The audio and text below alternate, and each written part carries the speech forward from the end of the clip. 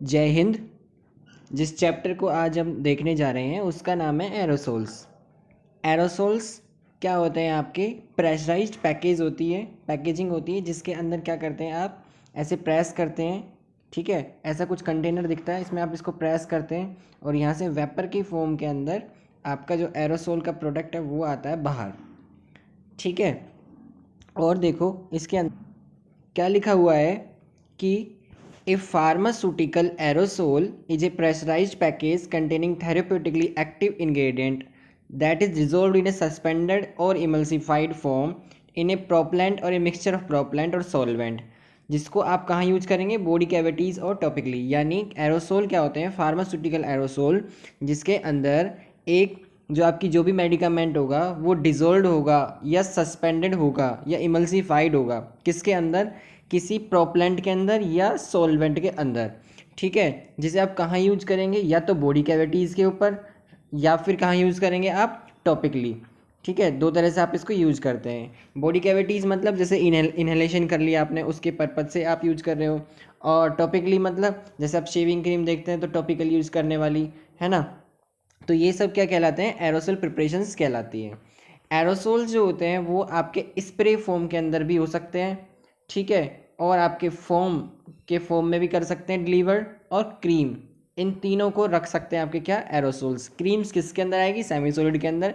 तो क्या बोल सकते हैं कि सेमी सॉलिड प्रिपरेशंस को भी एरोसोल रख सकते हैं। ठीक है, और क्या लिखा हुआ है यहाँ पे कि इसका क्या क्या फ़ायदा है? इसका फ़ायदा है कि आप जो भी प्रोडक्ट है आप उसको डिस्पेंस करना चाहते हैं, जिसे भी एक डिज़ायर्ड अमाउंट में, एक डिज़ायर्ड फॉर्म के अंदर आप उसको डिस्पेंस कर सकते हैं। डिज़ायर्ड फॉर्म मतलब स्प्रे रखना है कि फॉर्म में रखना है कि क्रीम में रखना है, उतना। और साथ में कंटामिनेशन की प्रॉब्लम, यानी एक बार जैसे डोज लेने के बाद जो बाकी का प्रोडक्ट है वो एनवायरनमेंट के कांटेक्ट में नहीं आया है अभी तक, है ना। तो जो प्रोडक्ट जो बाकी जो यूज में नहीं लिया है वो सेफ रहेगा, यानी कंटामिनेशन से बचा रहेगा आपकी जो रिमेनिंग डोज होगी। ठीक है, तो ये इसका फ़ायदा है। और देखो, मॉइस्चर होता है आपका, मॉइस्चर। ठीक है, ऑक्सीजन, इसके कांटेक्ट से आप क्या कर सकते हैं? प्रोडक्ट को प्रिवेंट कर सकते हैं एरोसोल्स के थ्रू।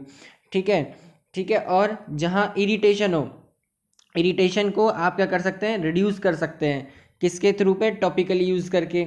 ठीक है, और इजीली यूज़ कर सकते हैं। जैसे आपको दर्द हुआ कमर में दर्द हुआ तो वोनली स्प्रे लगाई।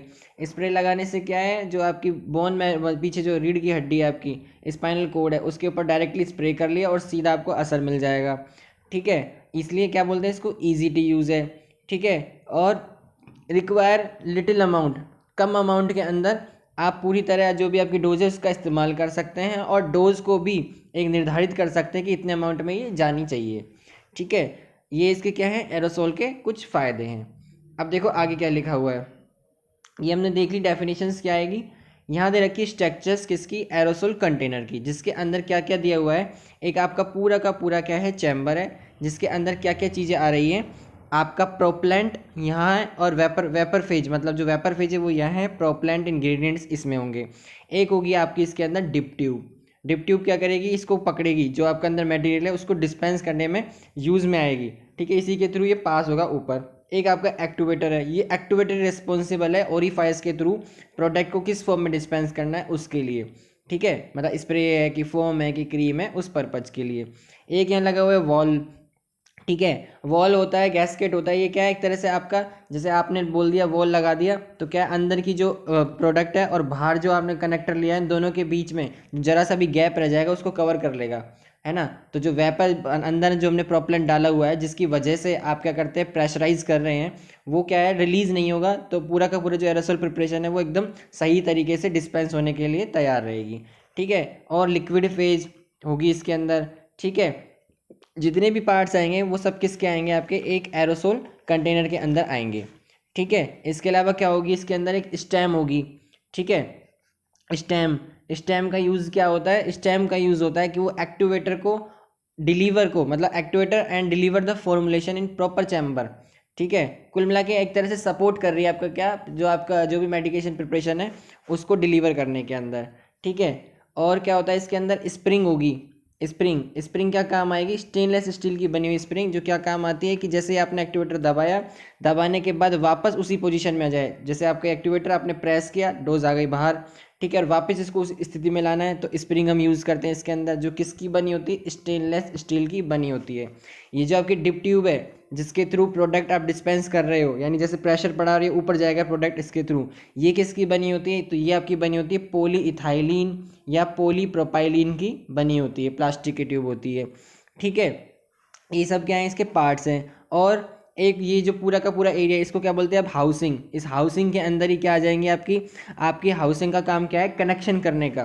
किसका कनेक्शन करने का, जो अंदर की डिप ट्यूब वाले जो साइड है उसका, और ऊपर जो एक्टिवेटर वाली साइड है इसका कनेक्शन करने का। आपकी जो डिप ट्यूब से वाला एरिया है, यानी डिप ट्यूब से लेके जो पूरा एक्टिवेटर तक का साइड है, इसको क्या बोलते हैं, वॉल्व असेंबली। वॉल्व असेंबली, ठीक है, यानी डिप ट्यूब के कनेक्शन से लेके एक्टिवेटर के पार्ट तक को क्या बोलते हैं, वॉल्व असेंबली। ठीक है, तो ये कुछ कॉमन इसके पार्ट्स होते हैं किसके, एरोसोल कंटेनर के। ठीक है, अब देखो सबसे पहले जो पार्ट आएगा इसका, उसका नाम क्या है, कंटेनर। कंटेनर आपका कौन कौन सा हो सकता है इसके अंदर, कंटेनर हो सकता है किसका बना हुआ, ग्लास का बना हुआ हो सकता है। ठीक है, और किसका बना हो सकता है आपका, एल्यूमिनियम का बना हुआ हो सकता है। ठीक है, और किसका बना हुआ हो सकता है आपका, स्टेनलेस स्टील का बना हुआ हो सकता है। ठीक है, aluminium, stainless steel and glass, इन तीनों का क्या है आपका कंटेनर बना हुआ हो सकता है। ठीक है, अब देखो आगे की बात, यहाँ लिखा हुआ है क्या, कि जो कंटेनर होगा वो 140 से 180, यानी 140 to 180 pressure square inch gauge को 130 डिग्री फ़ारेनहाइट टेम्परेचर पर विद स्टैंड होना चाहिए, यानी सुरक्षित होना चाहिए, यानी इतना टेम्परेचर वो आराम से सहन कर सके, ऐसा आपका कंटेनर होना चाहिए।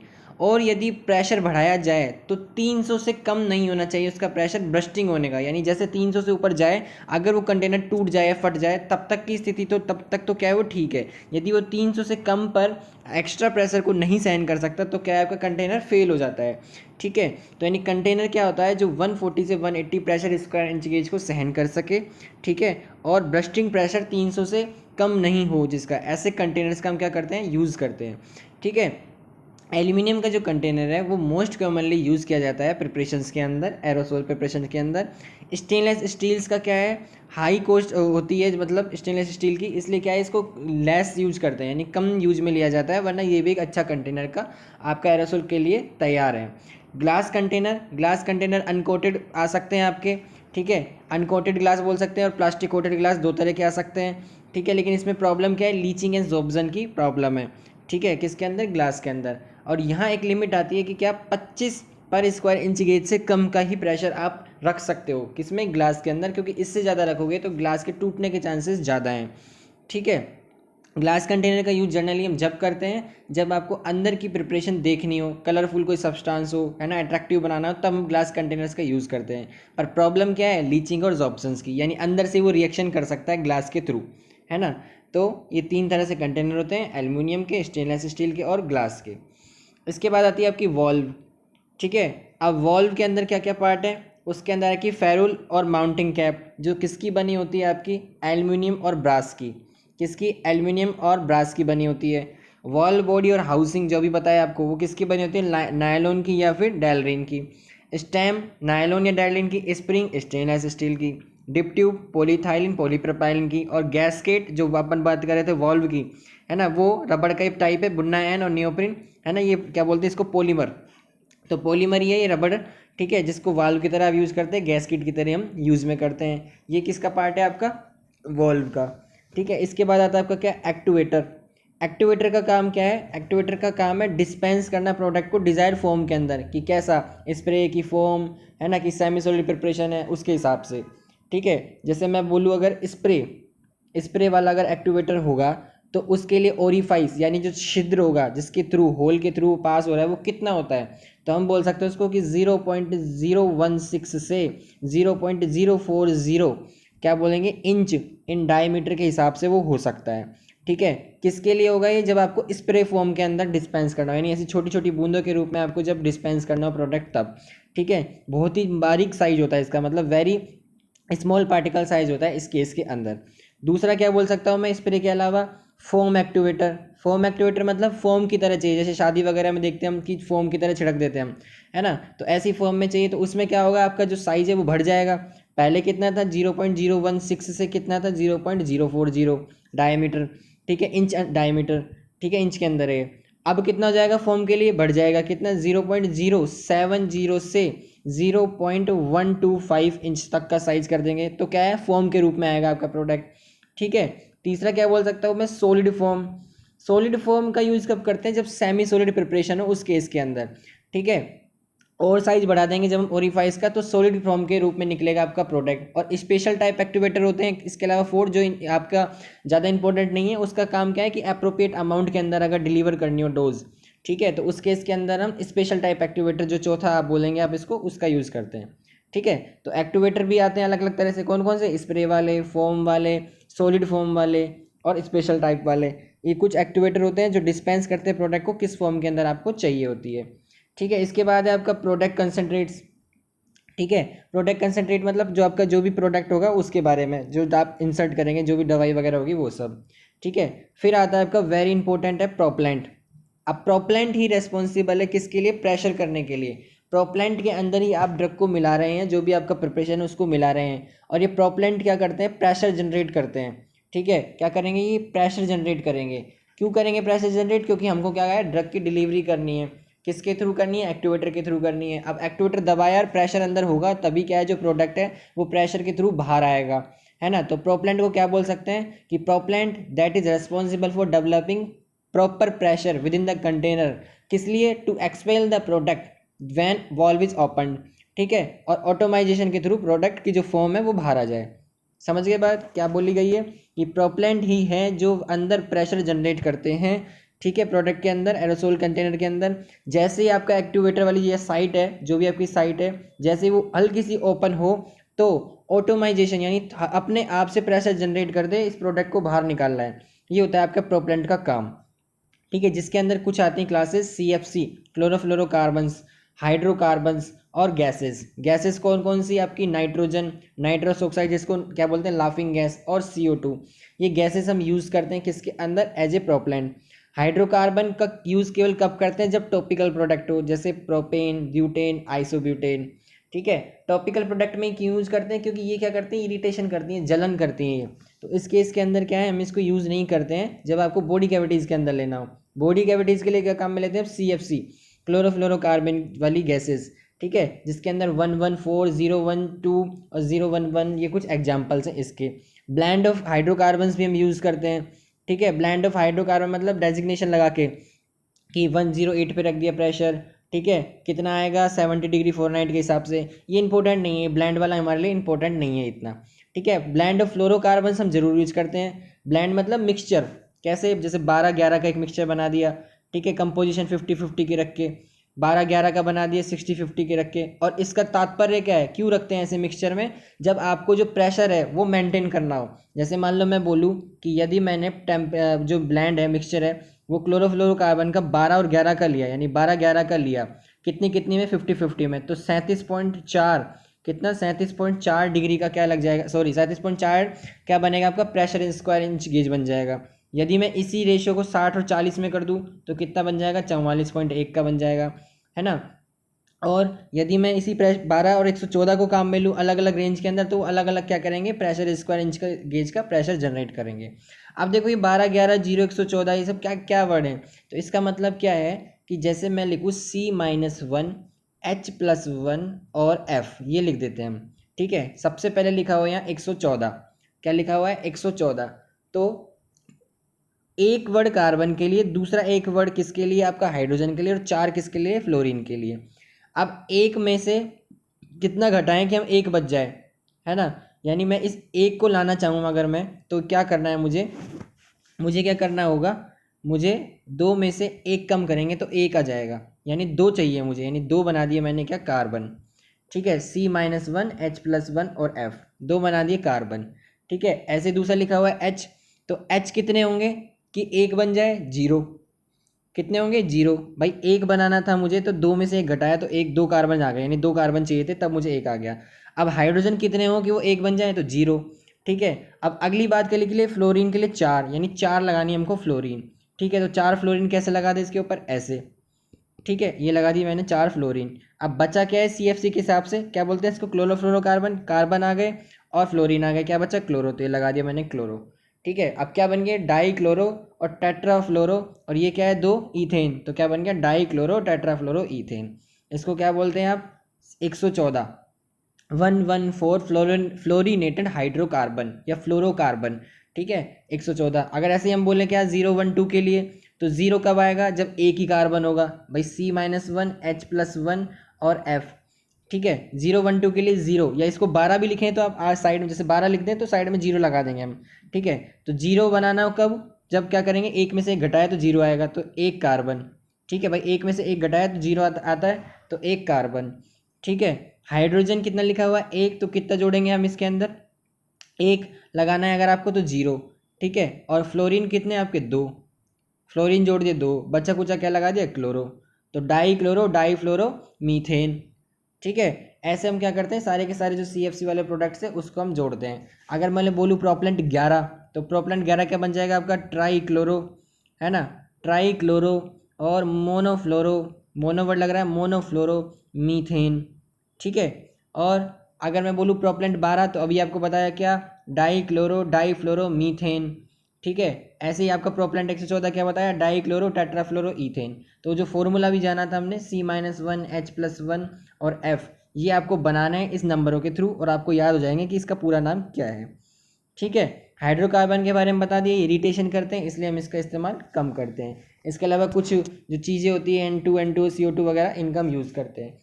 ये जो वेपर प्रेशर है ये भी कुछ फॉर्मूलों पर डिपेंड करता है, जैसे डॉल्टन लॉ है, ठीक है, इसके ऊपर राउल्ट लॉ है, इनके ऊपर क्या करता है, ये डिपेंड करता है। ये जितने भी फॉर्मूला एक्सप्लेनेशन है ये फार्मास्यूटिक्स के अंदर आएंगे।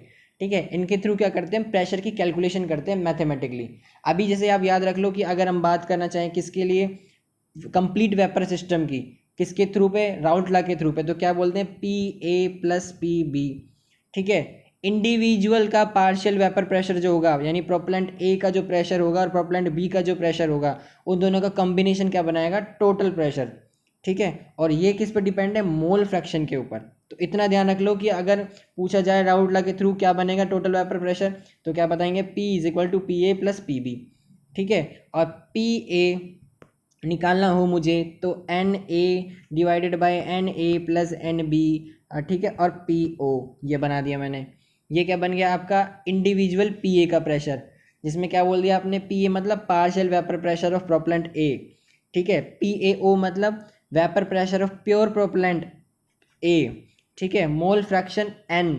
ठीक है, मोल प्रोपेलेंट बी के, मोल प्रोपेलेंट ए के, ये क्या है तरीका इसको निकालने का, जो जिस पे आपको ध्यान नहीं देना है, इतना ध्यान रखना है कि प्रोपेलेंट CFC हाइड्रोकार्बन गैसेस काम में आती है।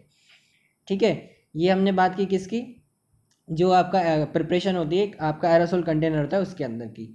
अब आते हैं कुछ टेस्ट, जैसे पहला लिखा है फ्लेम प्रोजेक्शन। फ्लेम प्रोजेक्शन के लिए क्या करते हैं आप प्रोडक्ट को स्प्रे करेंगे, जैसे माचिस जलाई, ठीक है, उसके ऊपर स्प्रे करेंगे 4 सेकंड तक, और देखेंगे कितनी दूर तक आपकी जो वो एनर्जी है, जो आपकी जो आग बनेगी, जो हीट बनेगी, वो कितनी दूर तक फायर जाती है, उसको रूलर के थ्रू क्या कर लेंगे, मीज़र कर लेंगे। ये होता है आपका फ्लेम प्रोजेक्शन। ठीक है, क्यों चेक करते हैं, कंबस्टिबिलिटी और फ्लेमेबिलिटी निकालने के लिए। इसके अलावा फ्लैश पॉइंट, फ्लैश पॉइंट मतलब आज जैसे आप लाइट जोड़ते हैं, मोबाइल की फ्लैश अचानक से जोड़ दी, इसमें क्या होगा, टैग ओपन का अपरेटस यूज करेंगे, एक नीचे से टैब, उसके अंदर फ्रीज यानी जमी हुई प्रिपरेशन रखेंगे अपनी प्रिपरेशन की, ऊपर से क्लोज और नीचे से करेंगे हीट। एक वक्त ऐसा आएगा कि अचानक से जल जाएगा, तो किस पॉइंट पे जला है उसी को क्या बोलेंगे आप, फ्लैश पॉइंट। कितने टेम्परेचर पे अचानक से जला है उसी को क्या बोलेंगे आप, फ्लैश पॉइंट। इसके अलावा वेपर प्रेशर की कैलकुलेशन करते हैं हम।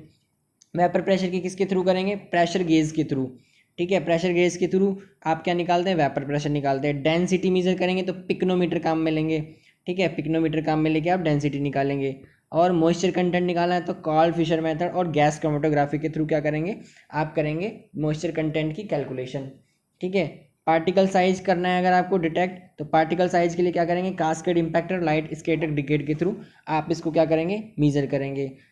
देखो किसी ने मान लो अस्थमा का मरीज है, उसने सांस के थ्रू लिया क्या, एरोसोल लिया, अब उसको जोर के साथ में सांस उसने छोड़ा तो दवाई बाहर, तो उस केस के अंदर क्या है, पार्टिकल साइज जरूर मेजर करना पड़ता है कि वो 5 से 10 माइक्रोमीटर के अंदर हो, माइक्रोन के अंदर हो, तभी तो वो रहेगा आपके। जैसे लंग्स के अंदर गया, मान लो ये लंग्स है, ठीक है, लंग्स के साथ जुड़ी आपकी ट्रैक किया, आपने लिया प्रिपरेशन, अंदर आई, जोर से सांस छोड़ा, बाहर गई, क्या फ़ायदा दवाई का। तो उस केस के अंदर क्या है, आपको पार्टिकल साइज डिनोट करना पड़ता है कि वो 5 से 10 माइक्रोन रेंज के अंदर रहे, तो उस केस के लिए क्या करते हैं हम, पार्टिकल साइज डिटर्मिनेशन करते हैं और aerosol valve discharge rate test करते हैं हम।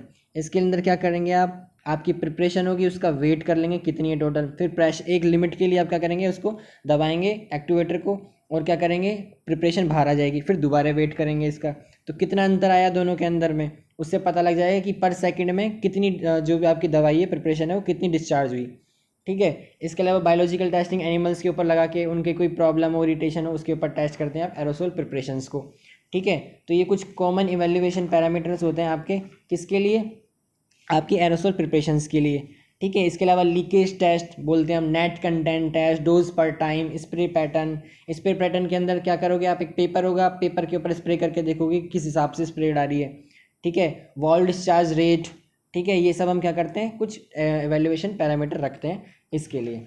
और भी इसके अंदर एरोसोल्स के अंदर बातें आती हैं जैसे प्रेशर फिलिंग एपरेटस के थ्रू फिल करना, कोल्ड फिलिंग एपरेटस के थ्रू मैन्युफैक्चरिंग करना, जो हमारे लिए अभी इंपॉर्टेंट नहीं है ना। हमारे लिए क्या ज़रूरी था इनके बारे में जनरल बातें जानना कि एरोसोल होता क्या है।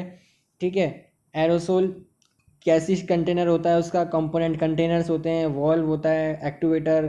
ठीक है, एक्टिवेटर के अंदर भी अलग अलग बताए थे आपको, कौन कौन से बताए थे एक्टिवेटर के टाइप में, फोम वाला, ठीक है, और स्प्रे वाला और सॉलिड फोम वाला, स्पेशल टाइप वाला। ठीक है, कुछ प्रोपेलेंट होते हैं, प्रोपेलेंट में CFC हाइड्रोकार्बन गैसेस और इवेल्युएशन पैरामीटर्स से flame projection, flash point, vapour pressure, density. ठीक है, ये क्या है आपका एरोसोल यहाँ पे कंप्लीट हुआ। तो पूरी वीडियो आपने देखी उसके लिए बहुत बहुत थैंक यू और जय हिंद।